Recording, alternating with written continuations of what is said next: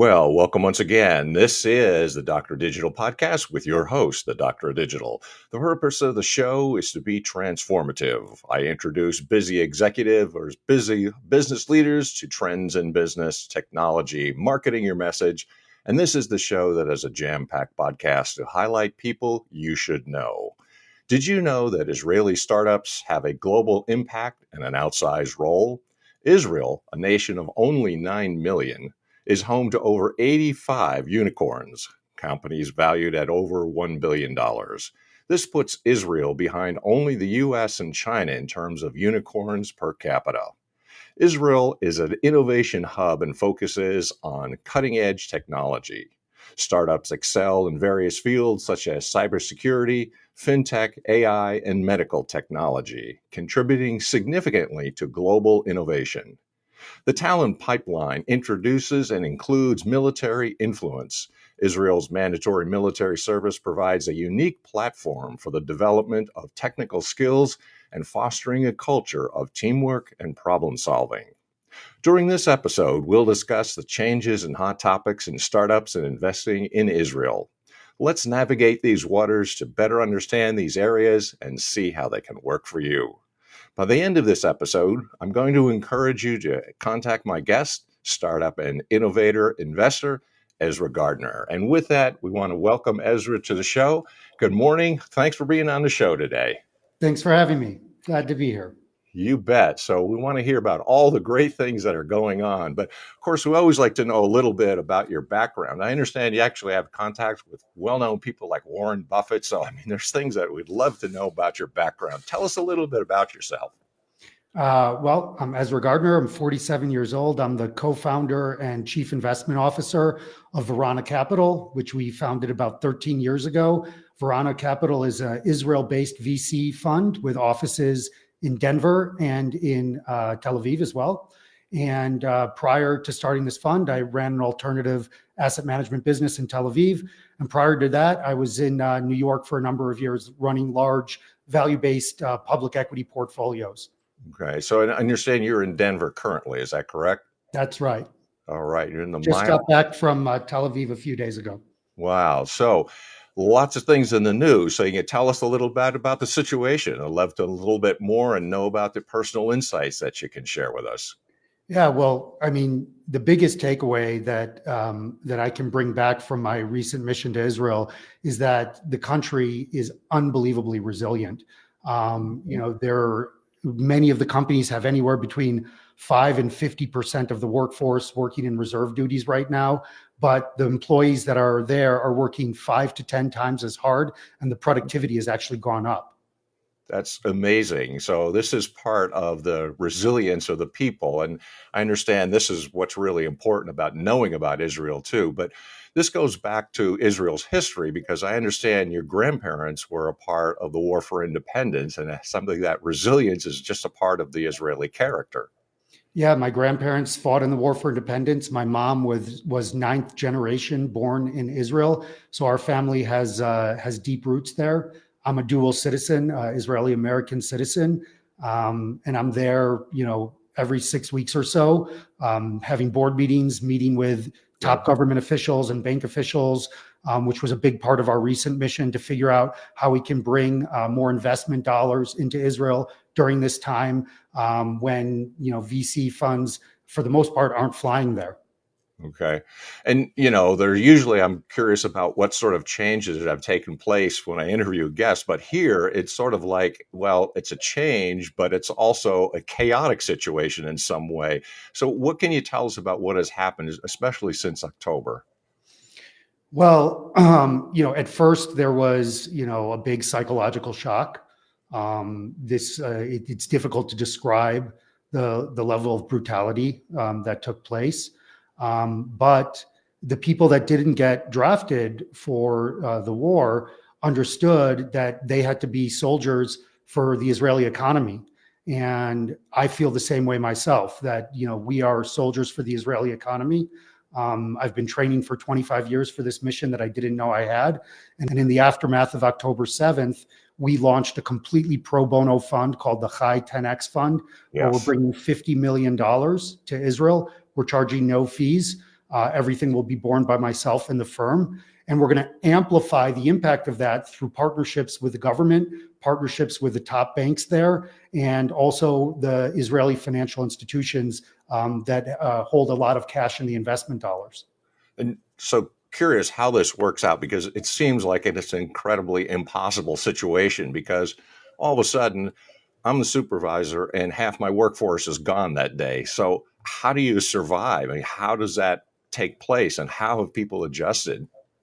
It's people have to fill in the gaps. I'll give you one example. We have a company that the CFO is 2 days on, 1 day off rotation for the Air Force, and on his day off, he just works 24 hours a day, getting through all the emails and the financial statements, paying the bills, making sure the customer orders are filled, making sure the suppliers are delivering. There's a new hashtag that came out post October 7th, which is Israeli innovation delivers no matter what. And we've seen it firsthand with our own eyes. It's really true. And are there areas that you can identify as growth areas? And this is what I find is so amazing. Like it should be shutting down the economy. What you're describing is just the opposite, because people have really filled in the gaps and overdone themselves in some ways. Like working 24 hours is incredible. But are there some areas that you can still point to that say, it's still not only going and struggling, but in fact, we're overcompensating? Yeah. So, myself and my firm, we primarily focus on hardware. We like heavily patented devices that are selling into large and growing end markets where there's a definable benchmark for the industry, where if you can demonstrably outperform that, you take share. And this is a B2B market, right? All of the big companies in Israel are B2B markets because the sea is so small that if you want to get into the European and US and Asian markets, it's B2B. If you look at your cell phone, if you look at your computer, if you look at a medical device that you're using in the hospital, there's Israel inside of all of those, and they're all growth sectors. So, our companies that are producing semiconductor chips, we are designing them in Israel. They're manufactured overseas, like most semiconductors are, and they're getting shipped all around the world. And the products speak for themselves. They have performance that's better. And so despite the fact that there's a war going on, and despite what geopolitical thoughts may be, your phones are still having Israeli chips put in them. Your medical devices that you should be thankful for are still having, Israeli chips put inside them. And these are growth markets. So as long as, you keep up the resilience, you get the employees that aren't drafted into the office to fill in the gaps. And this is something that the Israeli culture is used to doing. This is the teamwork mentality that comes from the national service that everybody has. It's an amazing place. It's not anything like the United States. If you are on a road in Israel, I'll give you a small example. Sure. And there's a minor car accident. Okay. Instead of everyone standing around and looking at what's happening, immediately people mobilize. They get out. One person puts down cones. The other one redirects traffic. The other one gets the ambulance. There's just a mentality of mobilization to help whenever there's a need. So it's something like nobody's waiting for somebody else to tell them what to do. They're just pitching in because they've trained, to get to work where there's a need, to not get in the way where there isn't a need, and to keep things moving. Yeah, this is kind of an interesting thing for so many ways. When I was teaching, I would often bring Israel up as an example because it's the primary and mandatory military service. So I think the mentality is, well, we're not waiting. And it's also interesting because if you look at how societies are organized in military, it's at a lower level. In other words, a lower level person makes decisions and also acts, which means they're not waiting for the boss to show up or the captain or the lieutenant, but it means I'm pitching in because I realize I'm in that situation. I need to do something. Right. And it is that service mentality. So when you show up to work on October 8th and you're missing, 10 of your top men and women, no one says, what do we do? They just do it. Yeah. And when you would say, again, thinking of the global situation, if something happened like this in another part of the world, and let's say people will say, I'd like to outsource my work to China, for example. If there was some disruption in the China to US and Europe market, that's going to be devastating. And what you're describing is something is just the opposite, which means this is a great place to invest because despite this incredible situation and war that's going on, what you're describing is this is business as usual. Yeah, and I think that that's a really, really good point. That, as an investor, we always have to think about risks. That's our job, to try and identify risks. And one of the themes of risk is what happens if there's disruption. Yep. And disruption can come in many different forms, right? It can come from an earthquake in Japan, which we've seen recently. It can Yep. come from a war. It can come from an economic crisis. But the thing that's different about Israel is that disruption is less of a risk in Israel. It's counterintuitive. People think, oh, this is a place where it's more prone to disruption, but it's a place that disruption has disruption shock absorbers. And places like the United States and Asia and Europe don't have those same disruption shock absorbers. Now this is a famous story that my father, when he passed away, my sister and I came up with the same idea. There was a devastating snowstorm, right? And what did my dad do? We had to support his family. So he walked literally 16 miles in the snow because nothing was going. There was no transportation, couldn't get anywhere. And he walked 16 miles. Now, that's the mentality. And that's really close to what you're describing. Okay, well, there's going to be snowfall. There's going to be war. There's going to be things, this external, that you can't control. So the response is, what are you going to do? And that particular day, my dad showed up at work. The boss unlocked the door. He worked for 8 hours and then went home and walked again, 16 miles in the snow. Yeah. But what you're describing is that you can't let those disruptions really disrupt the operations of the day. Right. So I actually turn the disruption risk on its head, and I say, not what are the chances of there being a disruption, because there's always a disruption some way, somehow in every part of the world. The question I ask is, what is the responsibility to a disruption? And the responsibility, the response capability to a disruption in Israel is at a factor that's higher than anywhere else you would ever come across. I mean, we see it with our own eyes. I mean, this is a big operation that's going on in Israel now. It was a big shock. I mean, it was something like 80 times as big on a per capita basis as 9/11 was in the United States. No question. Yeah. And, I was in New York during 9/11 in the United States, and the city was shut down almost entirely for 3 weeks, like literally almost entirely for 3 weeks. There was no trucks getting in, the grocery store, shelves were empty. Israel wasn't shut down for a day with 80 times the disruption. And it's amazing, but I think it's also part of what you're saying, the character. But I look at background in history. So history is 1948, 1966, 1973, ongoing disruptions in the meantime, and now today since October. But that doesn't change anything. That just means the mentality and the character of the people means that we are going to respond because we're sort of accustomed to having all of these external disruptions. And because we've all been trained in our service on how to respond and how to work together as a team and how to fill in the gaps. Yeah, and again, the contrast that you're making, I mean, think of during the pandemic, how things were completely disrupted. And this was a relatively and comparatively, even though it was very destructive, comparatively was not the shock that what experienced in Israel. So you could see how everything really just shut down. I mean, I was in the Silicon Valley at the time, and just like what you're describing on 9/11, I mean, nothing moved. Like no one went anywhere. Nothing was delivered. For almost a month after October 7th, all of the schools were closed because a lot of the teachers were drafted, and There were some security protocols that had to be followed. Right. And what we saw a communal effort to do that. Families moved into each other's houses together because one of them was missing the mother, one of them was missing the father, Yes. one of them was missing the school teacher. So they combined families. They created communal living where they filled in all the gaps for the cooking, the chores, the teaching the kids lessons. I mean, it trickled down, not from just the military responsiveness, not just the business responsiveness, but actual the communal living responsiveness as well.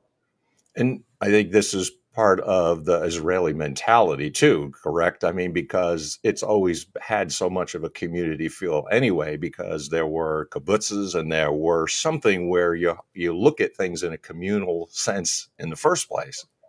That's right. That's right. Yeah, no, and it was there were some heartwarming things to see, coming from there. My aunt had 3 families living in her apartment. They had 4 dogs. They had 6 kids. They had the grandparents moved in, and there was a rotation. Some of the younger parents, I think they had 4 or 5 babies. Some of the younger parents were in service. So my aunt got to change a lot of diapers again, and like everyone chipped in. And this is somehow an interweaving of families and service, because I understand it that a lot of units in the military, it's not unusual to have family members together, right? You have a father and son perhaps in the unit. So, I mean, they're accustomed to working together and pitching in order to get the mission accomplished. Yeah, there's all sorts of combinations. And something that you touched on earlier, which I think is important to mention, is that there are a lot of units in the Israeli army that are very technology focused, cyber and computer focused. And these are folks now that are some of our top engineers and entrepreneurs in the Israeli tech ecosystem. And so it's not just what they've learned about how to do teamwork, it's also what they've actually practically learned to do from a technology perspective in their service. And we work with many of my CEOs, CTOs in our portfolio companies come from these, top units people have heard of, 8200, 8100, that are really, you don't just learn teamwork, you learn real science. Yeah, and I think this is really important to point out, and that's the transition. Let's say the average ordinary kid in the United States, what's their first job? Like myself, I worked at a drive-in dairy, right? So I'm a clerk, or I'm doing something which is service-based, but it's certainly not really preparing me for the reality of the world. And so what you're saying is that there's a military pipeline and a service orientation, so that if I was a young person, right, if a person goes in national service in Israel, they're 18, 19 years old, and they're learning things like cybersecurity and military intelligence, all the kinds of things that are really real world skills that are a great transition to a company or some corporation. Yeah, you serve in one of these elite computer or cyber units. You come out with an advanced master's degree in computer science, electronics, cyber, and with real world experience that you had, in the field, and you can apply those to, the private sector immediately. Right. And so for people thinking of hiring and looking for the talent, this is what I try to point out too. Israel is a talent hub, right? So you're getting people who have the great mentality and the work mentality, the service mentality, plus the added bonus is they have all these skills that they've actually used for some years before they enter your work. It's very interesting, actually. When I came back to the States about 13, 14 years ago, I left in Israel, where the large technology companies like the Apples and the Intels of the world, of course, they had offices there and employees there, but often they were taking their Israeli engineers and they were bringing them to California or Texas or New York. And today, that's actually turned around. Now, Apple and Intel and Samsung and Texas Instruments and all these companies, they're sending their US and Asian and European employees to Israeli offices Okay. to get for the cross pollination that they can receive there from the Israeli engineers. Would you recommend when it comes to business leaders and CEOs, what kinds of things would you recommend for them to think of? And this is kind of like the talent that you're saying. We've accustomed to talking about things like the brain drain, right? So if things are not going well in a country, people leave. But what you're describing is just the opposite of the brain drain. It's actually the attraction. And this has to do with how companies are run, where they should be looking for the next good employee or the next good skill person. Yeah, I mean, you should look globally, obviously. And, Tel Aviv in many ways is becoming a very cosmopolitan city now, very Mm, much like a Singapore, for example, okay. where the greatest talent in technology is coming from all over the world. And I always encourage my Israeli CEOs to think globally like that too. You don't just need to hire engineers in Israel, although there's amazing ones there. You can look outside. We actually just engaged one of my portfolio companies, an executive search firm based in California, to find us some top engineering talent there. We're looking everywhere. It's a big world. Yeah, and I think what you're saying too is that since there's a global talent base, where are the best places? And I think this is where a lot of companies would see, you don't necessarily have to hire locally, but you're seeing where the innovation hubs are. And if Tel Aviv is really emerging or is a place to look, this is what I would encourage business owners to say. I think this is what you're suggesting as well. Look to Israel and look specifically to, say, a place like Tel Aviv where you're going to find a strong talent base. Yeah, I mean, if you look across Europe in the major cities, there's a big similarity to the US where the top students go to the top universities to focus on financial careers. Yeah. And in Tel Aviv is the only city you'll find in Europe where no one of the top students go to study financial services and financial careers. They all go into technology. The only other city that I can think is even comparable to that would be the Bay Area, would be San Francisco, where you've got a Stanford that's training people for that, and you've got that mindset.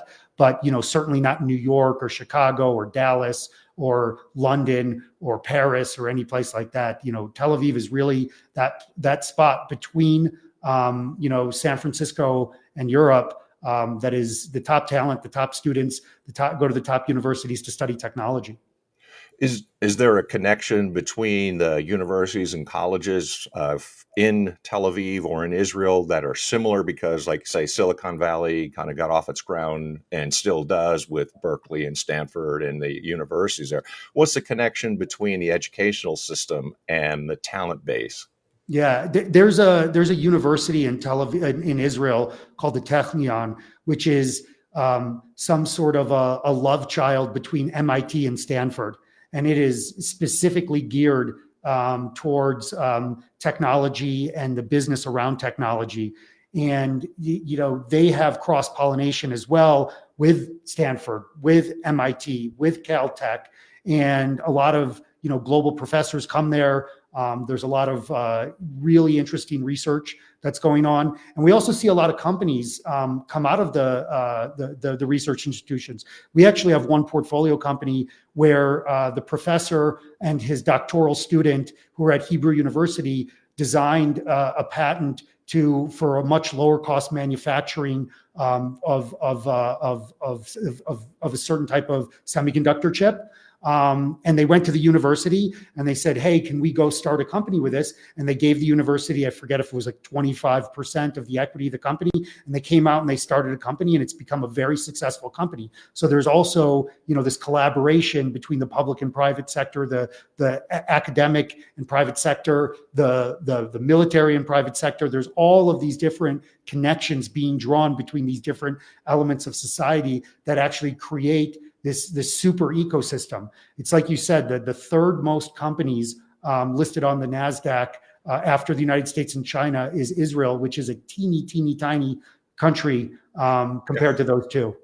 Yeah, I'll say. I mean, it's unbelievable how much. I mean, I'd say if I'm going to push the limit a little bit, I'm going to say it's miraculous, because the question that I would always ask is my historical thinking here: how is it that such a small country, not even relatively, but absolutely in terms of workforce is extraordinarily small, and yet can compete with the two biggest companies, biggest countries, and with a very large population. It indicates that with an incredibly small population, how that's much better and much more prepared based on its size in compared to the largest countries in the world. Yeah, there's a saying that I'll probably get a little bit wrong, but adversity is the mother of invention or something like that. For example, there's a big agri-tech sector, which we invest heavily in Israel. And this agri-tech sector brings its roots back to to even pre-war for independence, where basically you had a very arid land where you didn't have a lot of water. And you also didn't have a lot of external food supply. You didn't have a lot of trading partners. So you had no ability to import food. You didn't have a lot of water, but you needed a lot of food. So you developed you used technology to figure it out with drip irrigation, which Israel invented, with different greenhouses and all sorts of ways to get more yield out of the earth. And in many ways, when you look at the inventions, especially in the hardware space that Israel has made, they all basically do one of two things. They figure out ways to use less water or figure out ways to use less power, less electricity, because these were things that Israel didn't have. Israel doesn't have any oil. Israel doesn't have any water. And if you fast forward to today and you think about what are the two most scarce resources that the world has to figure out how to solve, the answer is figure out how to use less water and figure out how to use less energy. And that's why these inventions, whether people know it or not, these innovations are actually doing amazing things for the world. And so, I wrote an open letter on LinkedIn, which you guys can find if you look me up in the days after October 7th. And I said, these are very difficult times. And what should we pray for in very difficult times? Said, let's pray for Israeli innovation to continue because we all use it and we all need it. Certainly it's a biblical idea. Pray for the peace of Jerusalem, right? So, I mean, this is something that the world needs to hear. And I think, if you were trying to tell us what were some of the leading areas, and I think this is one of them, because you really keep a key point. There's this buzz phrase. Now we talk about sustainability, right? Now that's kind of a new word that's kind of been bandied about. But what you're saying is that, let's say even pre-war for independence, sustainability was something that was the mentality in Israel anyway, right? So, I mean, they've really been working on this for, like 70 years. We have a head start. Yeah. Or 80 years almost. Yeah. We have a head start. Yeah. So really, I mean, this is something that should focus people, because that's an excellent point of saying, what are people trying to do now? Well, they're trying to be sustainable, but this is something that Israeli technology has been working on for a long time, both in terms of energy and water. And these are some key resources. If we don't have those things, you don't have energy, you don't have water, your nation will cease to exist. Population can't survive. Yeah, and it comes from the coolest things, right? There's an Israeli company developing solar panels that also take moisture out of the air to gather water, fresh water in areas that don't have a lot of fresh water sources. The thing that Israel does really well is they just think outside the box, and I know that that's a catchphrase, but it's really true. You take engineers and scientists that were never trained to do things in a specific way and give them a blank piece of paper. And it's amazing what they can come up with. Yeah, it's really interesting. You made a reference to LinkedIn. Yes, I saw one of the videos where it says exactly that point, that nobody has come in and said, okay, we're going to go for a 4-year engineering degree and now we're going to apply themselves. They just throw these young people in and it's a blank slate. So although they're thinking outside the box, it's like they don't even know what the box is. Right. And if you told them, if they knew anything about the specific subject matter about how to make an electric motor or how to make a solar panel, they may convince themselves not to try this crazy idea, because all of the standard university learnings are that this is how you make a motor, this is how you make a solar panel. But when you're freed from the constraints, it's amazing the things that you come up with. It's human ingenuity. I always say, there's a way of thinking about things to solve social problems. And they say, well, we don't have enough energy, so let's not use as much energy. And then they try to convince people not to use energy. But that's really counterintuitive to Homo sapiens as a species. I mean, who was the guy who invented fire, right? I mean, who was the guy who invented the wheel? I mean, all of these things came from complete innovation. So when you approach a problem, look at it fresh. Okay, we've got to get the cart from A to B. What's the easiest way to transport it? So somebody comes up, well, let's use a wheel, right? Well, there is no wheel because no one engineered it first. It's innovation is the key. Yeah, if you remember during or if you've read about during the oil crisis in '73, the president of the United States was encouraging everyone to put on sweaters. That was the solution. Just turn off the thermostat and put on sweaters, right? Yeah. And in many ways, Europe is doing that right now with their energy crisis. Don't use air conditioning, don't use heating.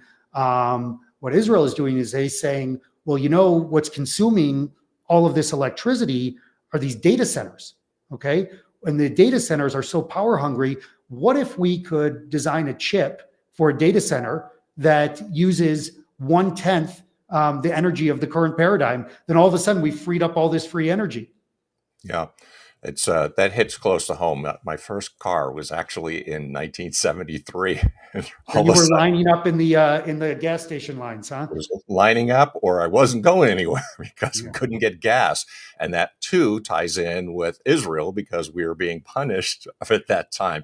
But you're right. The president came out and said it was probably one of those things that led to his defeat in the next election because it seemed very un-American to just say, put on a sweater. No, we're supposed to come up with a solution to the problem and not discourage people from living the life that is as fully human as possible to use the things that they need and also to do what they need. I'm really curious on how this goes and how this has worked out. And you really touch close to home because I got my first car and all of a sudden it was a gas crisis. And it was not a satisfying answer because it's one thing that we don't want to hear is it's kind of like your parents telling you, no, you can't do this and you can't go there and you got to, so that sort of mentality is not something which is, I think, inherent in human beings. We want to be able to live as It's freely defeatist. as It's possible. defeatist. It's Come up defeated. with come up with better solutions. Don't stop doing what you need to do. And the world, like I said, the world needs these solutions, and that's why we are continuing to invest in Israel. We're doubling down on Israel.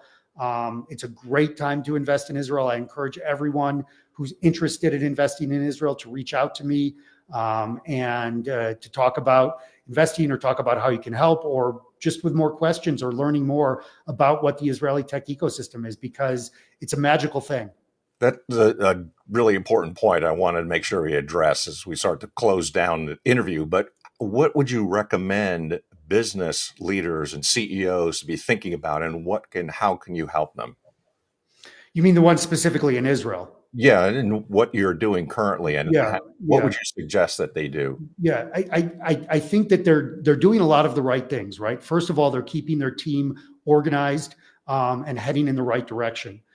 However, all research and development companies need money. It's the oxygen. So I encourage them to reach out to me.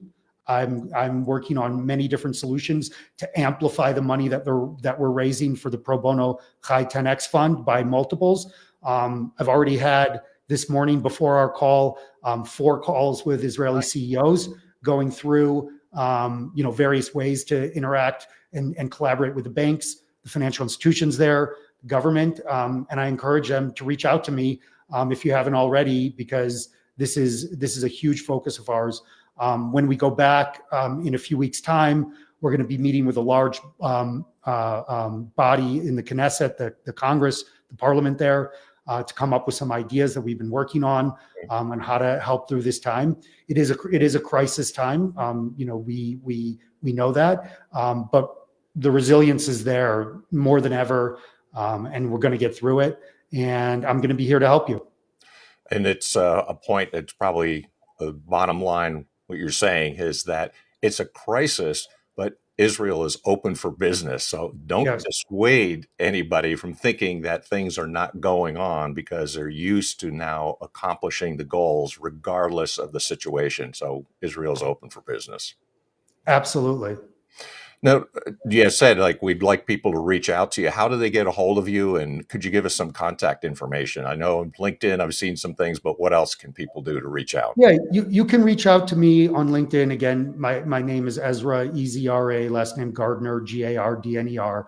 And my email address, which I'm happy to give out, are my initials, EMG, Echo Mike Golf, at varanacapital.com, VARANA capital.com. Feel free to email me or message me on LinkedIn. And also on our website, there's a way to get in touch with us, whether you're a company looking for funding, whether you're an investor looking to invest, whether someone like yourself, I think you reached out to us on our website looking to, talk to me, in a formal or informal capacity. We're here to help. We're here for Israel, and we'd love to talk to you. We'd love your support in any way you can give it. Absolutely. That sounds so exciting, and it's great. So thank you very much for your time, Ezra. I really appreciate it. It's very insightful, and I think it's really informative for so many people. So I appreciate your time. Thanks for taking some time out today.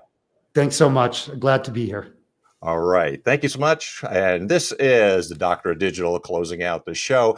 We'd love people to reach out to you, because I think this is a really exciting story. And that's why I wanted to get Ezra on. So if you have any interest, make sure that you reach out to Ezra. Again, I have a lot of guests that are along these lines, always hoping that, of course, you subscribe, you share the podcast, and also like us, especially on Apple Podcasts. That helps keep the show going. So until next time, we'd like to make sure that you're listening. This is the Doctor of Digital signing off. Until next time, Deus Volt.